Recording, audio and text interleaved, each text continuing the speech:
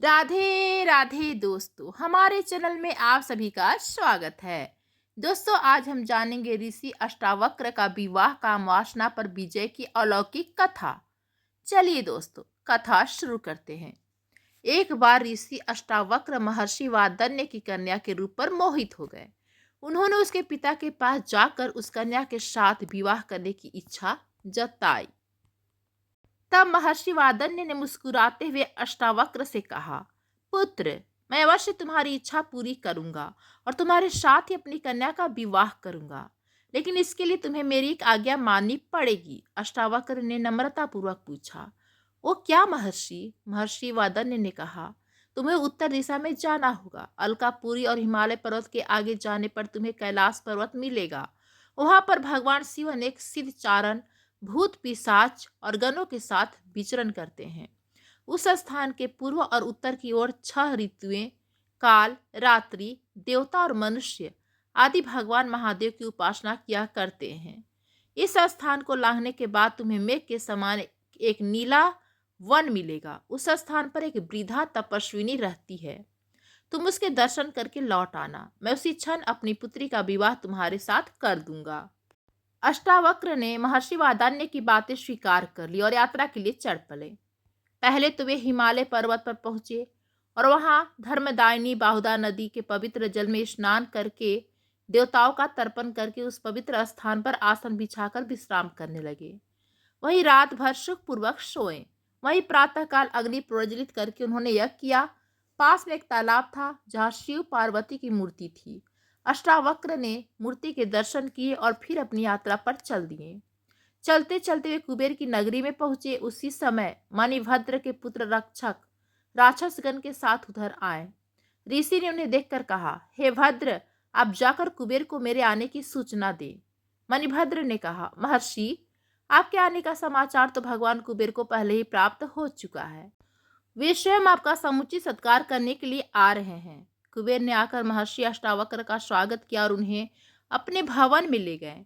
आमोद प्रमोद के कितने ही साधन ऋषि के चित्त को प्रसन्न करने के लिए जुटाए गए। गंधर्वों ने मधुर कंठ से गीत गाए, अप्सरा नाची और चारों तरह तरह के वाघों की ध्वनि से पूरा प्रासाद मस्ती से भर गया। तपस्वी अष्टावक्र इसी तरह के आमोद प्रमोद से घिरे हुए 1 वर्ष तक कुबेर के यहाँ रुके। फिर उन्हें महर्षि वादन्य की आज्ञा की याद आई और उन्होंने कुबेर से चलने की आज्ञा मांगी। कुबेर ने और ठहरने का ऋषि से काफी आग्रह किया, लेकिन अष्टावक्र अपनी यात्रा पर चल पड़े। वे कैलाश, मंदराचल और सुमेरु आदि अनेक पर्वतों को लांघकर किरातपुरी महादेव के स्थान की प्रदक्षिणा करके उत्तर दिशा की ओर चल पड़े। कुछ ही आगे जाने पर एक सुंदर वन दिखाई दिया। उस वन में एक दिव्य आश्रम था। उस आश्रम के पास अनेक रत्नों से विभूषित पर्वत, सुंदर तालाब और तरह तरह के सुंदर पदार्थ थे।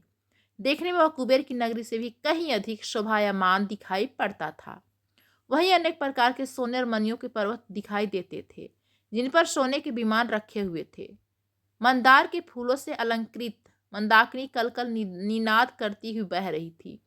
चारों ओर मणियों की जगमगाहट से उस दिव्य वन की कल्पना श्री से ऊंची उठ जाती थी, लेकिन उसकी समता कहीं भी मस्तिष्क खोज नहीं पाता था। अष्टावक्र यह देखकर आश्चर्यचकित से खड़े थे। वे सोच रहे थे कि यहीं ठहर कर आनंद से विचरण करना चाहिए। इससे अधिक सुख और ऐश्वर्य कहाँ मिल सकता है। अब वे अपने लिए एक उपयुक्त स्थान ढूंढने लगे और आगे बढ़कर उन्होंने देखा कि यह तो एक पूरा नगर है। इस नगर के द्वार पर जाकर उन्होंने पुकार कर कहा, मैं अतिथि हूँ। इस नगर के प्राणी मेरा उचित स्वागत करें। उसी समय द्वार से 7 परम सुंदर कन्याएं अतिथि के स्वागत के लिए निकल आईं। वे कन्या इतनी अधिक सुंदर थी कि उन्हें देखकर अष्टावक्र खड़े से हो गए। जिसकी तरफ आंखें उठाकर देखते, उसे देखते ही रह जाते। इस तरह कुछ देर तक कामदेव ने ऋषि के अंदर कोलाहल मचा दिया।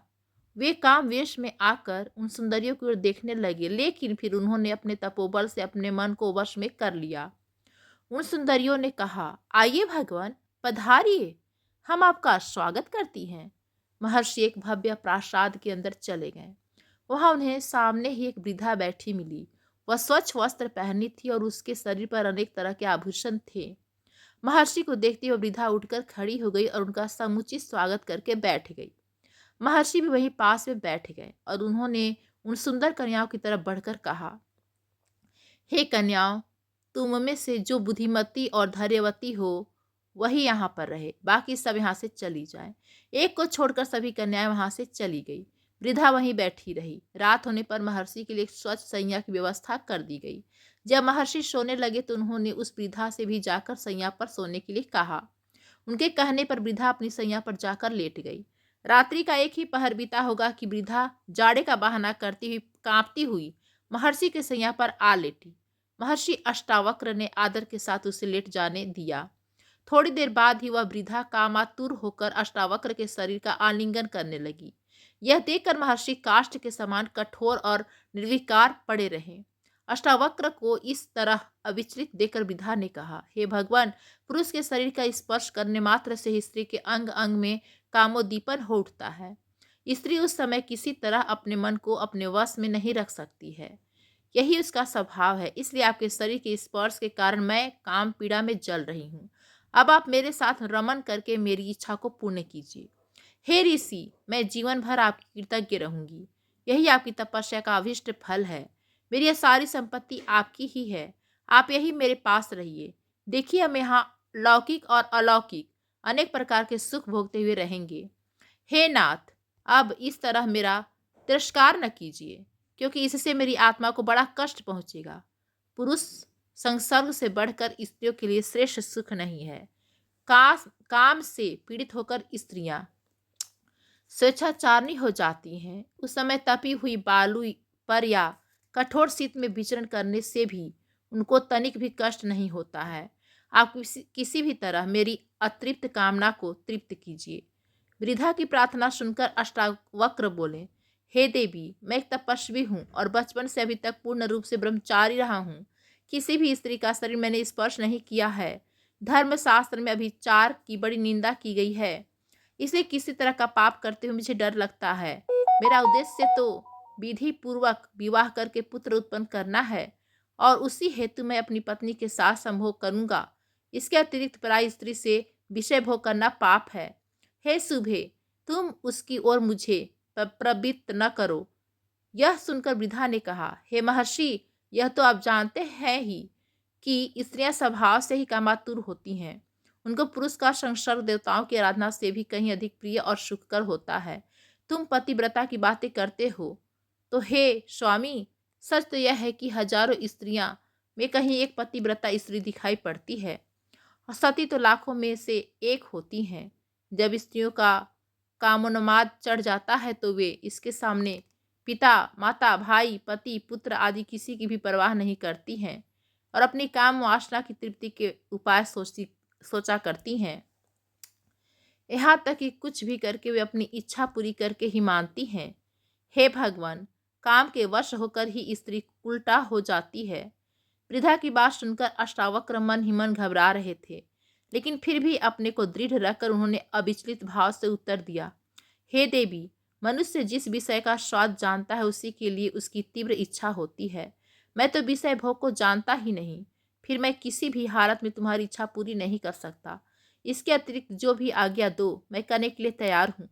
वृद्धा ने कहा, यह न कहे नाथ, आप यहाँ कुछ दिन ठहरिए, तब अपने आप ही आपको संभोग सुख का स्वाद मिल जाएगा।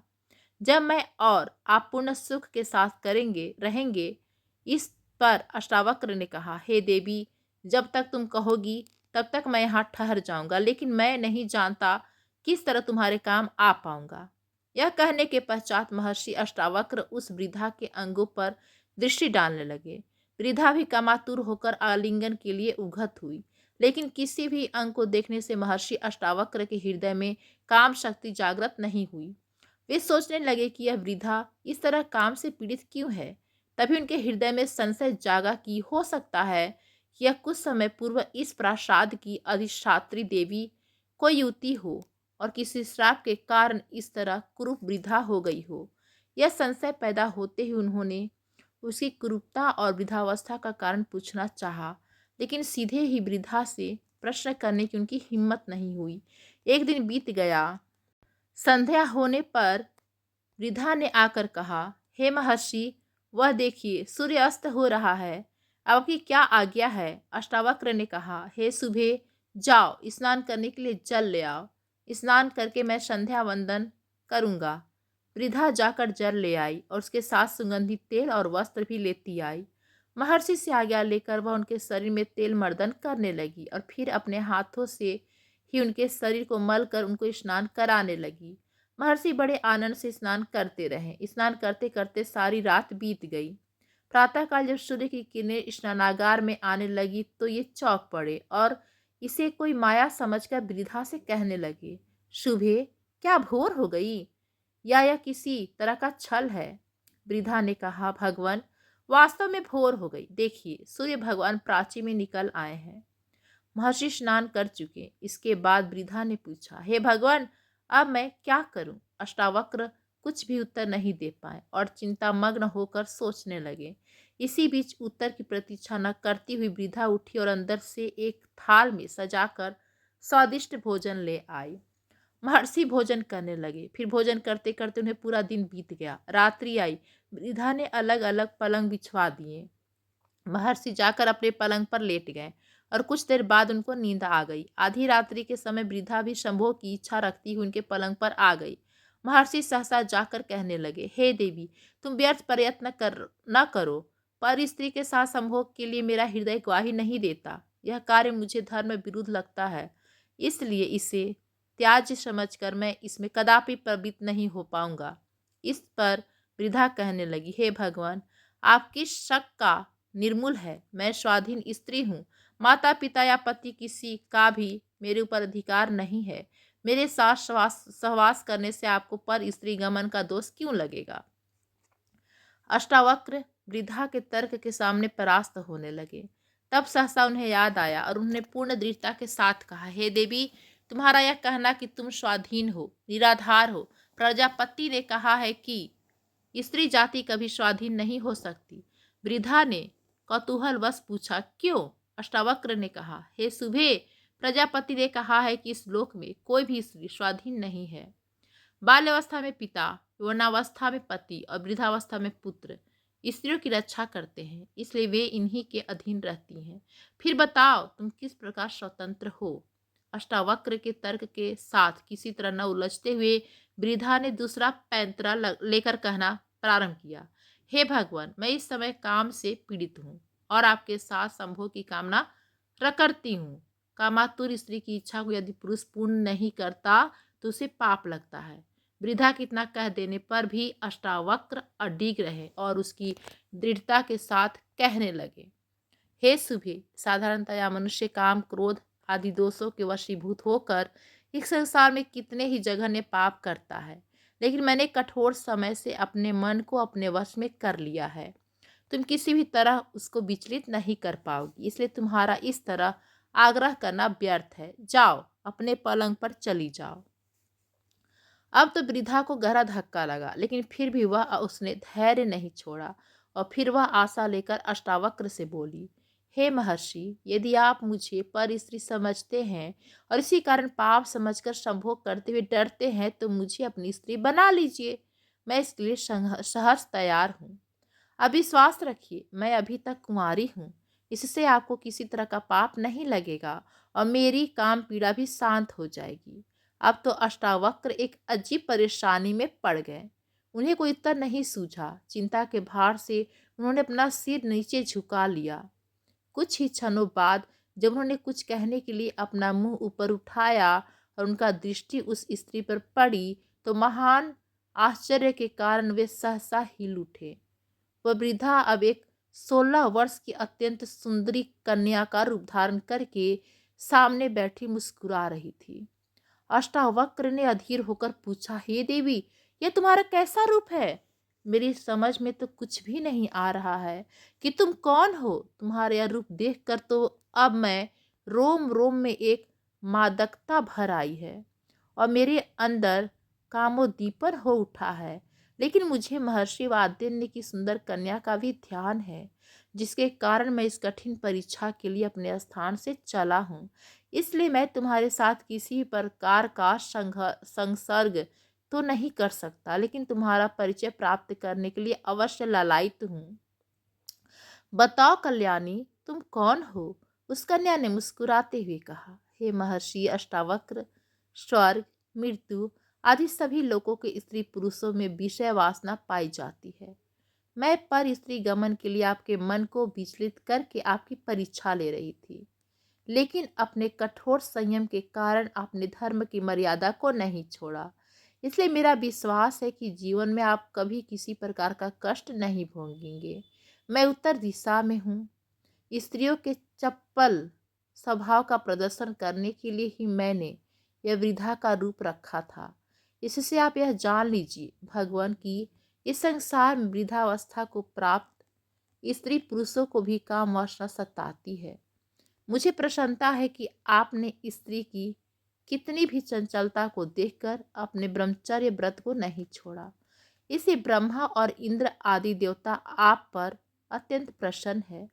जिस काम के लिए महात्मा वदान्य ने आपको यहाँ भेजा है वह अवश्य पूरा होगा। महर्षि की कन्या से आपका अवश्य विवाह होगा और वह कन्या पुत्रवती भी होगी। अष्टावक्र यह सुनकर अत्यंत प्रसन्न हुए और उस देवी से चलने की आज्ञा मांगने लगे।